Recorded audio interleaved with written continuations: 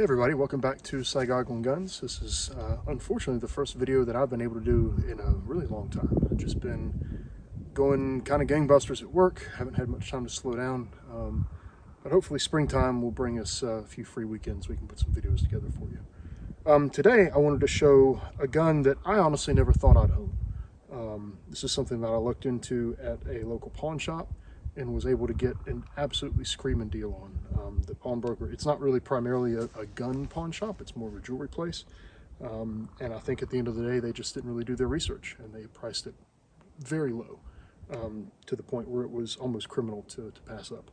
So what this is obviously a Luger, but it is not a P08, it's a Swiss Luger. I don't recall offhand, I didn't really plan on making this video, I don't recall offhand the official Swiss designation for this pistol. I'll definitely put that in the description or in the title once the video goes up.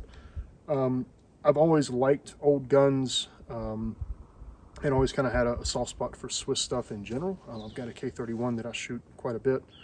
It's a very, very accurate rifle, very well made, and I always thought it'd be really cool to have a Swiss Luger to go along with it. But again, never thought I'd find one at a price that I could really afford. So with this purchase, I've actually got a reproduction holster as well, which I didn't bring with me today. But that's enough kit to do a period 2-gun match. And we have those about an hour and a half away from us, about every quarter. So maybe I'll do a period 2-gun match with a Swiss Luger and a K31 and really piss everybody off that has to wait on me to run the stage, but we'll see. I'm gonna come around behind the camera now and then show off some features of this pistol in particular. So here it is. The Swiss stuff tends to be in very good condition when it comes up on the surplus market.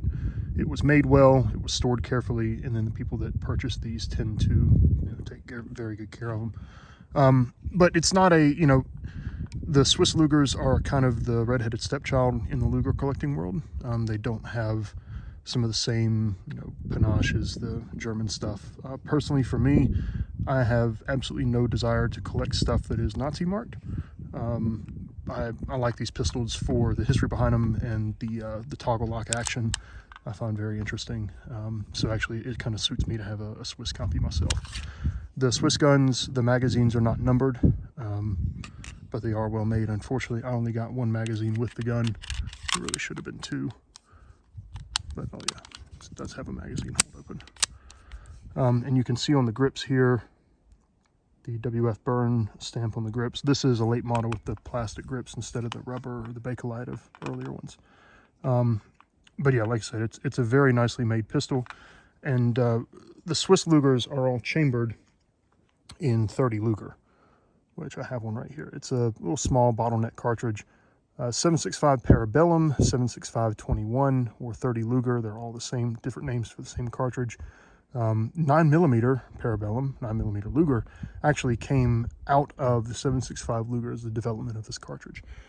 So the cool thing about it is if you have multiple Lugers, you can actually use the same magazines from 30 Luger in your 9mm and vice versa, because the base of the cartridge is the same. Ian with Forgotten Weapons has a really, really great video on the history of Swiss Lugers. Obviously, I'm not going to go all into that. He's far more knowledgeable than I am, and actually has a lot of examples there to show you. This is a later production when it's been simplified. You can see there's not hardly any knurling on the toggle lock here. It's just some small cuts there.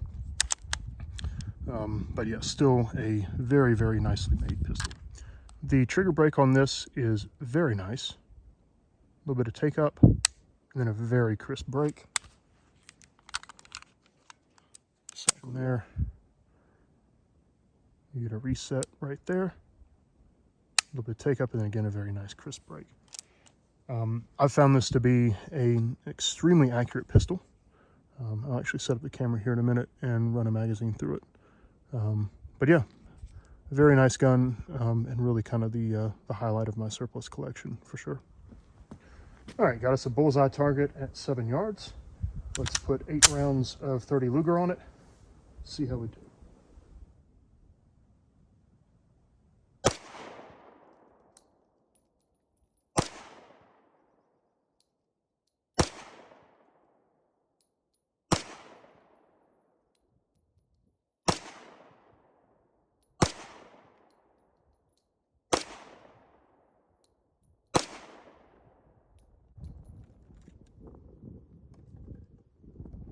too bad. Let's go take a look at that target. All right, so obviously that was slow fire, but I'm pretty happy with that. We've got 7 shots in the 10 ring and 1 flyer in the 9. That was actually my first trigger pull. So yeah, not too bad there. Let's put 8 more rounds on there. See how we do. All right, here's 8 more rounds. Up on the line here.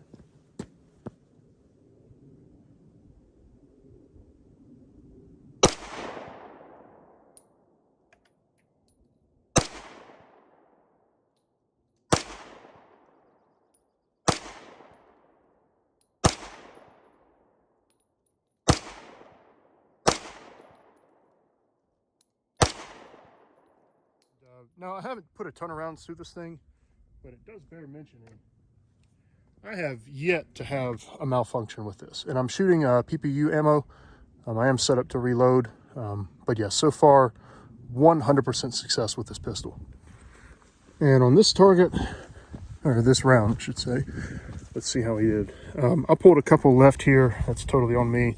Still the vast majority in the 10 ring. I didn't send any flyers high this time, just a couple left. So I'm very happy with that. And it does bear mentioning, this thing is very soft shooting. Not 22 soft, but think like your 38 special in a heavy revolver or 380 in a heavy semi-auto. It's that kind of recoil impulse. Yeah, very, very manageable, very comfortable to shoot. Not snappy or anything. So yeah, super happy with that.